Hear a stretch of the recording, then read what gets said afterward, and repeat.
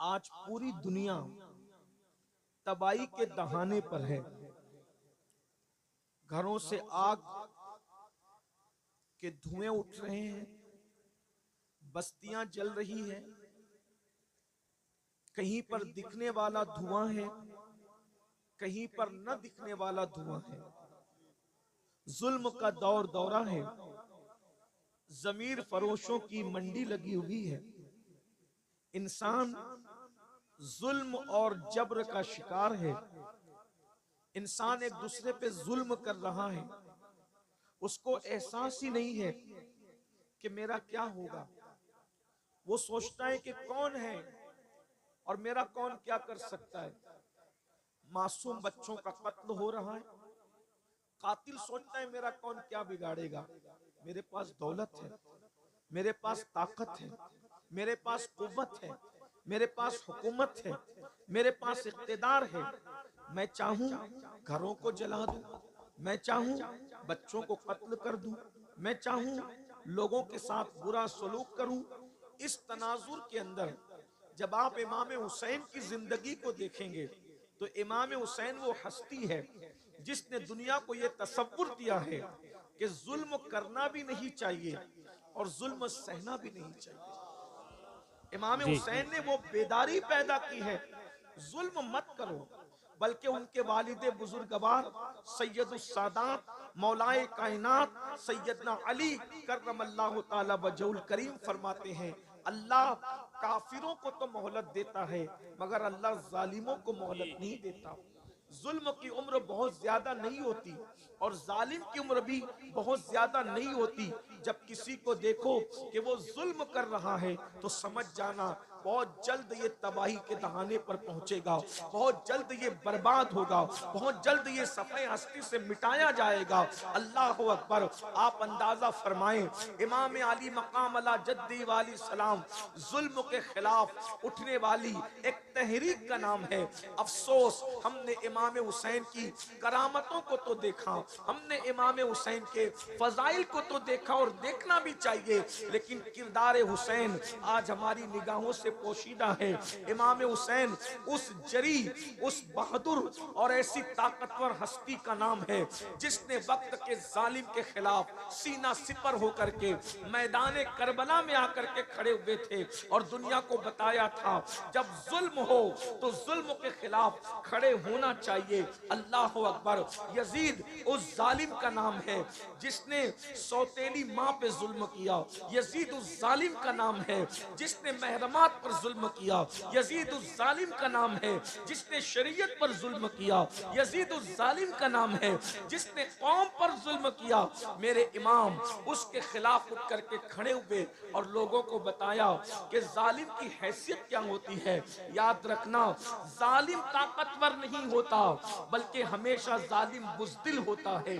अल्लाह अकबर। मुझे जुल्म पर बात आई तो बात अर्ज करूं बड़ी माजरत के साथ, हम भी जुल्म करने जालिम हैं हम लोग।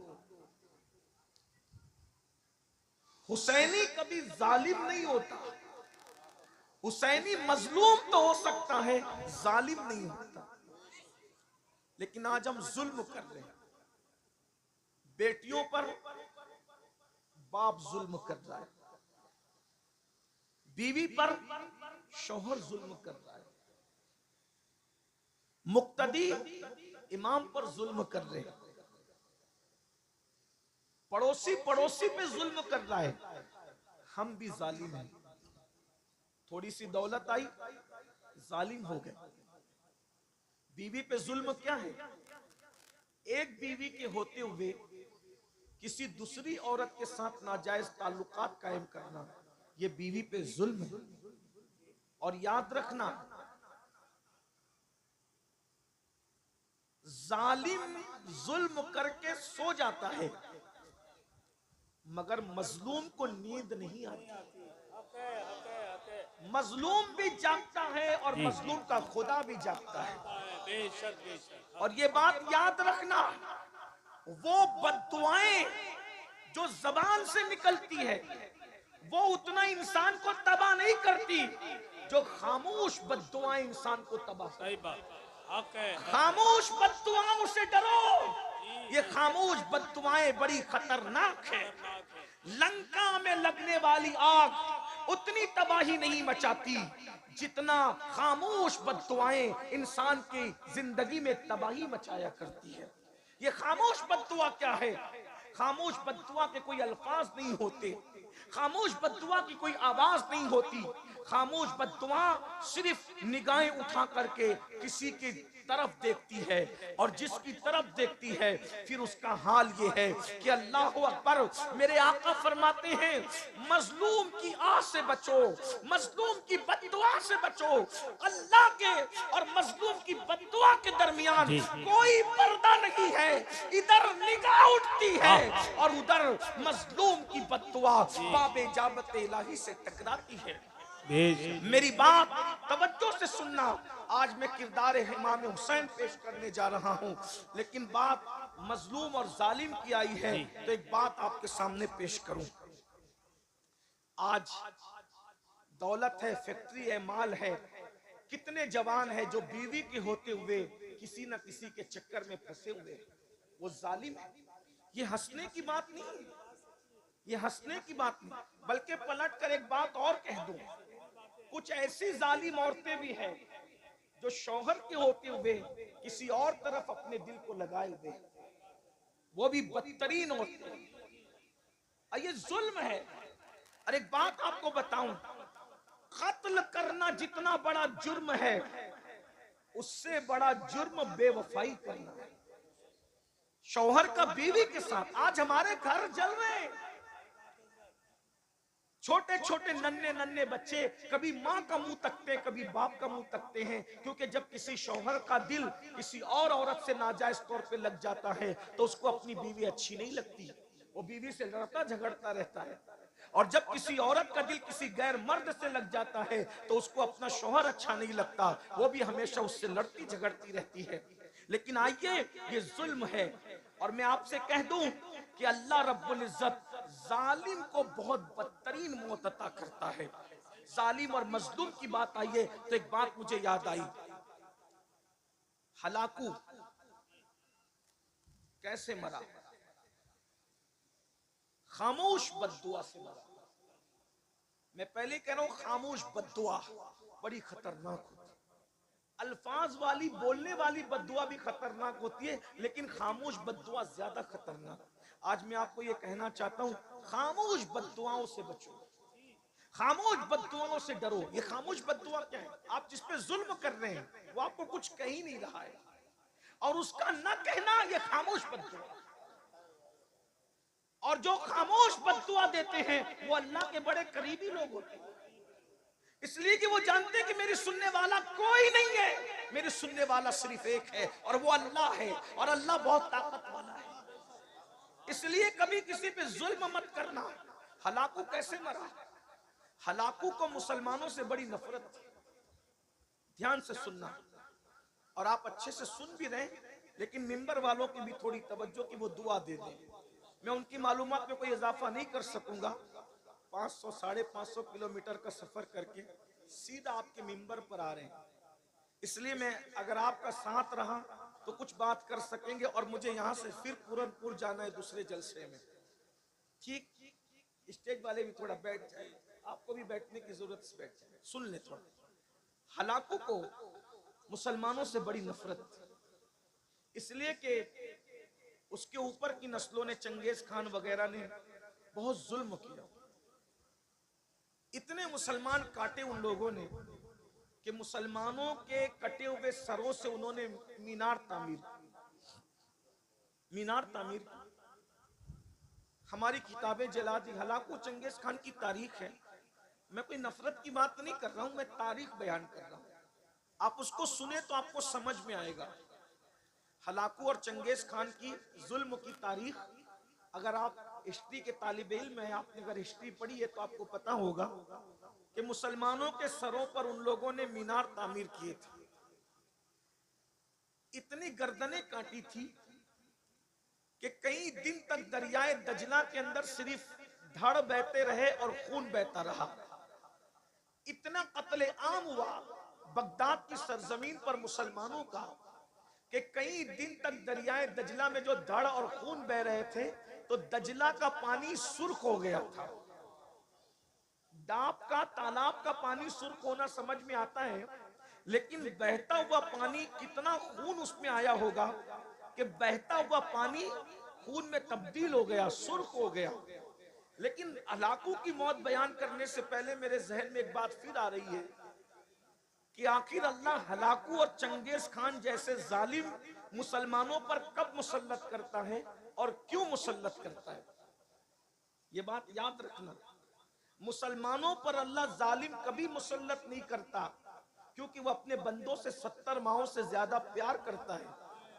जब मुसलमान बिगड़ते हैं, जब मुसलमान आवारा गर्दी करते हैं, जी जब मुसलमान पाप करते हैं, जब मुसलमान अल्लाह की नाफरमानी करते हैं, जब मुसलमान मस्जिदों को वीरान करते हैं, सरकार गौसे पाक ने जब पर्दा फरमाया, गौसे पाक के पर्दा फरमाने के बाद मुसलमान बिगड़े। बगदाद के मुसलमान खास तौर पे बिगड़े। बहुत दौलत दी अल्लाह ने, बहुत माल दिया अल्लाह ने, बहुत कुव्वत दी अल्लाह ने, बड़ी हुकूमत दी अल्लाह ने, तो मुसलमान कैसे बिगड़े। अल्लाह को छोड़ा, उसके रसूल को छोड़ा, कुरान को छोड़ा, दीन को छोड़ा। एक एक मुसलमान इतना पापी हो गया था कि 300-300 लड़कियां उसके घर में गाना गाने वाली थी और 800-800 लड़कियां उसे शराब पिलाने वाली थी। मुसलमान सोते थे तो सराने शराब के मटके रख करके सोते थे, अय्याशियां करते थे, आवारगी करते थे। अच्छी तरह याद रखना मुसलमानों, जब तुम अल्लाह के साथ बगावत करते हो तो अल्लाह की तलवार उठती है। और अल्लाह की तलवार कैसे उठती है, अल्लाह तुम पर जालिम मुसल्लत करता है। नाम उनका हलाकू हो, चंगेज हो, लेकिन किरदार सबका एक ही होता है। नाम बदलते रहेंगे लेकिन किरदार वही रहेगा। जब तुम बद किरदार बनोगे तो अल्लाह तुम पर जालिम मुसल्लत करेगा। और अल्लाह हो अकबर, जब अल्लाह किसी कौम पर फिस्क व फुजूर की वजह से जालिम मुसल्लत करता है, उस वक्त जब मुसलमान दुआ करते हैं तो अल्लाह उनकी दुआओं को भी कबूल नहीं करता। आज आप कह रहे हैं फिलिस्तीन में ये हो रहा है, वहां वो हो रहा है, वहां वो हो रहा है, वहां वो हो रहा है, हर जगह तुम पे जुल्म हो रहा है। मैं इस वक्त तो जालिमों को कुछ नहीं कहूंगा, लेकिन तुमसे कहता हूं, बताओ क्या हलाकू और चंगेज के दौर के मुसलमानों से हमारा हाल कुछ मुख्तलिफ है। जो वो कर रहे थे वही तो हम भी कर रहे हैं। अल्लाह अकबर, अल्लाह अल्लाह। पूरी पूरी जिंदगी आज का मुसलमान मस्जिद का जीना फजर में नहीं देख पाता, मस्जिद का दरवाजा नहीं देख पाता।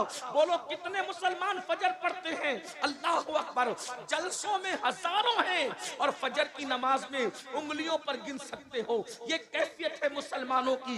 याद रखना, खाते अल्लाह का हो, रोजी अल्लाह देता है, रिस्क अल्लाह देता है। अल्लाह के साथ बगावत करते हो, वो कुव्वत वाला है, कुव्वत वाला। जब उसके गजब को कोई चैलेंज करता है तो फिर वो तुम पर जालिम, ऐसे जालिम और अल्लाह अकबर ऐसे बेमुरव्वत और सख्त दिल जालिम को मुसल्लत करता है कि फिर वो तुम पर रहम नहीं करते। लोग रहम की भीख मांगते हैं मगर वो रहम नहीं करते, क्योंकि अल्लाह जालिमों को मुसल्लत करता है। अल्लाह अकबर। मुझे बताओ, नमाज पर जुल्म करने वालों तुम पर जुल्म नहीं होगा, कुरान पर जुल्म करने वालों तुम पर जुल्म नहीं होगा, दीन पर जुल्म करने वालों तुम पर जुल्म नहीं होगा। अल्लाह अकबर। इमाम हुसैन से मोहब्बत की बात करते हो, मौला हुसैन ने करबला में दीन के लिए पूरा घराना लुटाया। क्या कहते हैं घराने को? अरे घराना किसे कहते हैं? जवान बेटा लुटाया दीन के लिए, 6 महीने का मासूम लुटाया दीन के लिए, उनकी बेटियां, बहुएं, बीबी, अल्लाह अकबर, बहने, उनके दुपट्टे लूटे गए सिर्फ इसलिए कि उनके दुपट्टे लूटेंगे तुम्हारा दीन बच जाएगा, हमारा दीन बच जाएगा। हमने कोई परवाह की? हमने तो खून हुसैन को शरबत और खिचड़े पे तौलने की कोशिश की। याद रखना, अगर एक छोटा सा घरौंदा कोई बच्चा बनाए और उसका बाप उस घरौंदे को तोड़ दे तो बच्चा भी अपने बाप से नाराज हो जाता है। मेरा बनाया हुआ घरौंदा क्यों तोड़ा? क्योंकि मैंने बहुत मेहनत से मिट्टी लाई थी। बच्चे के बनाए हुए घरौंदे को बाप लात मार के तोड़ दे तो बच्चा भी बाप से नाराज होता है कि आपने मेरी मेहनत को तोड़ दिया। बताओ सुन्नियों, जब तुम इमाम हुसैन के नाम के नारे लगाकर मस्जिद को वीरान करते होंगे, तो इमाम हुसैन की मेहनतों पर सवालिया निशान खड़ा होता होगा। तो करबला में इमाम हुसैन कितना बेचैन होते होंगे, नहीं लगता आपको? आपके बच्चों की मेहनत को आप घरौंदे की शक्ल में तोड़ दो तो बच्चा तड़पता है। इमाम हुसैन के लाडले की शहादत को जब तुम भूलते होंगे, दाढ़ियां मुंडाकर गटरों में फेंकवाते होंगे, तो उस वक्त इमाम हुसैन के दिल पे क्या गुजरती होगी। 18 साल का कड़ियल बेटा मैंने इसीलिए कुर्बान किया था। और जो इमाम हुसैन को तड़पाएगा करबला की जमीन पर, तो क्या वो नहीं तड़पेंगे दुनिया में? आज क्यों तड़प रहे हो? हमारी दुआएं भी कबूल हो पा रही है? सब दुआ कर रहे हैं, सलीम मियां से लेके अमीनुल कादरी तक, कुतुब अब्दाल सब दुआ कर रहे हैं फिलिस्तीन पे मदद नाजिल कर। मदद आ रही है? मदद बताओ, कहीं आ रही है मदद? क्यों? तुम नबी और आले नबी को मजार में तड़पाओ अपने किरदार से, और फिर सोचते हो कि तुम्हारी जिंदगियों में बहारें आ जाए। मुमकिन नहीं है। जब कोई लड़का किसी लड़की के कंधे पे हाथ रख करके उसको पार्क में ले जाता होगा बदनीयती के साथ, तो इमाम हुसैन के दिल पे क्या गुजरती। हम किसी मुर्दा हुसैन को नहीं मानते, हम जिंदा हुसैन को मानते। वो और लोग होंगे जिनका कोई हुसैन मर गया। हम सुन्नियों का हुसैन जो इब्ने अली है, वो ऐसा जिंदा है कि हम ये महफिल कर रहे हैं इस तसव्वुर के साथ कि अमीन और सलीम कुर्सी पर बाद में आके बैठे हैं। जिसकी महफिल है वो हुसैन पहले से आया। सुभान अल्लाह, सुभान अल्लाह। नारे तकबीर, नारे रिसालत, मसलके आला हजरत सैयद अमीनुल कादरी साहब क़िबला। और वल्लाह ये मैं कोई लफ्ज़ी नहीं कर रहा हूँ। ले आओ किसी आंख वाले को जिसको खुदा ने दिल की आंख दी है। हुसैन की जलवा करी ना हो तो गुलाम है।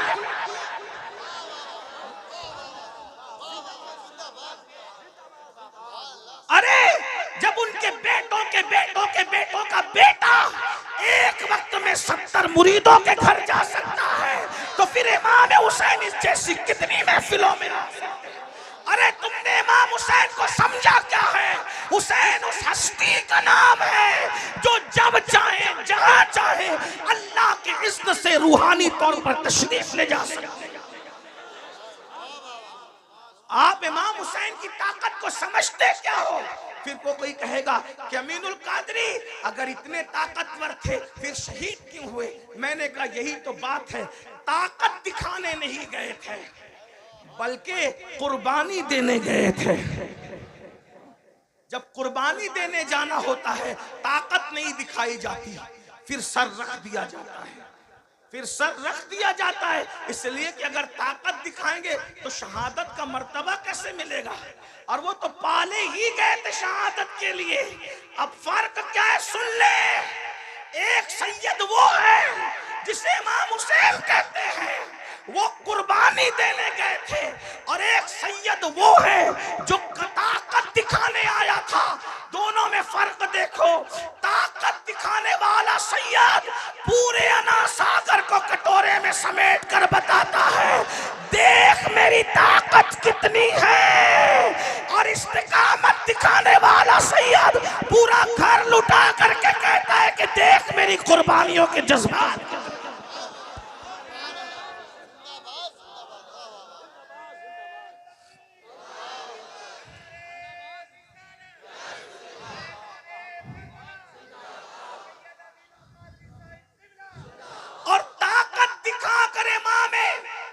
मोइनुद्दीन गरीब नवाज ने हमें बताया कि जब बेटे की ताकत का ये आलम है तो मेरे दादा को ताना मत देना कि फुरात नहीं ला सके। अरे जब गुलामों का गुलाम बेटों के बेटों का बेटों का बेटा जब खागर को सागर में सागर समेट लेता है तो वो तो मेरा दादा था। दादा वो भी फुरात समेट सकता था मगर ताकत दिखाने की इजाजत नहीं थी, बल्कि वहां तो इस्तिकामत दिखाने का हुक्म। इसलिए कोई ताना ना दिया करे। बल्कि इमाम हुसैन का काम भी नहीं था। वो तो मौला अली असगर भी अगर चाहते ना, वो तो मौला अली असगर भी अगर चाहते ना, मौला अली असगर करबला में मुट्ठियां खोलते थे, बंद करते थे, खोलते थे, बंद करते थे। कोई नहीं समझ सका ये मुट्ठियां खुलती बंद क्यों होती है, कोई नहीं समझ सका। इमाम हुसैन समझे, क्योंकि बेटे को बाप के सिवा कोई नहीं समझ सकता, और बेटा बाप से ज्यादा किसी को नहीं समझता, है ना। तुम लोग मोबाइल हाथ में रखते हो तो तुम्हारे बच्चों को भी मोबाइल चाहिए, हैं? 6 महीने का बच्चा भी तुम्हारा मोबाइल मांगता है। बोलो मांगता है क्योंकि बाप के हाथ में मोबाइल देखता है तो वो भी मोबाइल मांगता है। बाप को गेम खेलते देखता है तो वो भी नहीं आता, फिर भी कोशिश करता है कि गेम खेलूं। क्यों? 6 महीने का तुम्हारा बच्चा बाप को गेम खेलते देखे तो वो भी उधर जाता है, बाप के हाथ में मोबाइल देखे तो वो भी उधर जाता है, बाप को नाचते हुए देखता है तो वो भी उधर जाता है, बाप को सीरियल देखते हुए देखता है वो भी उधर जाता है। लेकिन मेरे हुसैन का लाडला 6 महीने का बाप के हाथ में तलवार देखता है तो कहता है मुझे भी चाहिए, मुझे भी चाहिए। जो बाप के हाथ में देखा वो बच्चा मांगता है। बस फर्क इतना है, तुम्हारे बच्चे गेम के लिए मोबाइल मांग रहे हैं, उनका बेटा दीन के लिए तलवार मांग रहा है।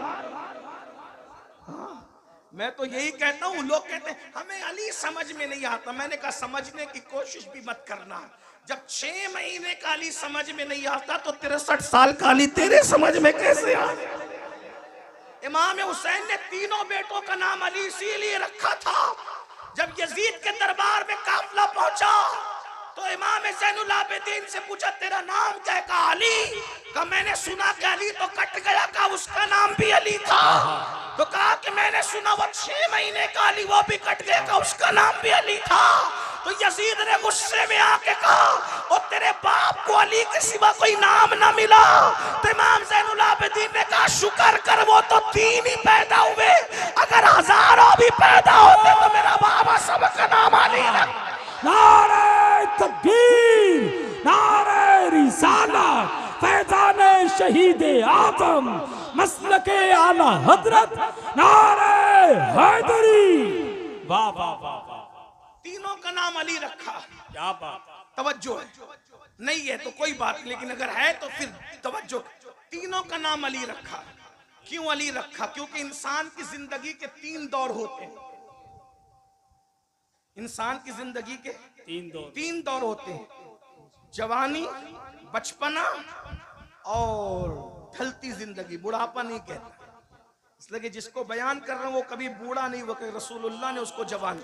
वाह वाह। ला फता इल्ला अली, ला फता इल्ला अली, ला सैफ इल्ला जुल्फिकार। अली जैसा कोई जवान नहीं है और जुल्फिकार जैसी कोई तलवार नहीं। वाह वाह वाह वाह, जिंदाबाद जिंदाबाद। जिसको नबी ने जवान कहा हो हम उसको कभी बूढ़ा कहने की हिम्मत नहीं, क्योंकि नबी ने कह दिया। कि हम जानते नबी जिसे जो कहते, मोजज़ा मेरे नबी का कह दिया तो हो गया, आपने कतरे को दरिया कह दिया तो हो गया। वाह। जिसको जो कहते वो हो जाता है। तो मौला अली को जवान कहा है, इसलिए हम बूढ़ा कहने की हिम्मत नहीं करते। अली तो बूढ़े कहाँ हुए, उनके गुलामों को भी बुढ़ापा नहीं आता। हाँ, बल्कि अली वालों को शबाब 40 साल के बाद आता है। हाँ, कोई अली वाला होकर देखे। इसीलिए हम कहते हैं कि अल्हम्दुलिल्लाह हम सुन्नी मौलाई हैं और हम ही मौलाई हैं। इस पर सुभान अल्लाह बनती है, जुमला बड़ा कहा है मैंने। सुभान अल्लाह। हाँ, नहीं समझे आप? हम सुन्नी मौलाई हैं जी बेशक, और हम ही मौलाई हैं। सुभान अल्लाह। इसलिए कि मौलाई वही होता है जिसका कोई मौला होता है, और अली हमारे मौला हैं, इसलिए हम मौलाई हैं। लेकिन अल्हम्दुलिल्लाह हम वो मौलाई हैं जो अली को भी मानते हैं और अली की भी मानते हैं। अली को मानते हैं तो अली ने जिनके पीछे नमाज पढ़ी है उस सिद्दीक को भी मानते हैं, उस फारूक को भी मानते हैं, उस उस्मान को भी मानते हैं, अली को भी मानते हैं और नबी के हर सहाबी को मानते हैं। नारे तकबीर, नारे रिसालत, फैज़ाने सिद्दीक़े अकबर, फैज़ाने फारूक़े आज़म, फैज़ाने उस्माने गनी, नारे हैदरी। वाह वाह। अब कोई अपने आप को मौलाई कह के अगर सिद्दीक अकबर को गाली देता है तो समझ जाना कि वो चिटिंग तो कर रहा है लेकिन वो मौलाई नहीं है। हाँ, अपने हम फख्र से कहो हम मौलाई है, हमारा मौला अली है और हम मौलाई है। लेकिन कौन से? जो हर सहाबी की इज्जत करते हैं, हर सहाबी की ताजीम करते हैं, हर सहाबी का इकराम करते हैं। क्यों ना करें, क्योंकि हमारे मौला ने हमें तालीम ही ये दी है। हमारे मौला की तालीम यही है। तो बात दूर निकल रही है। आज क्या कर रहा था?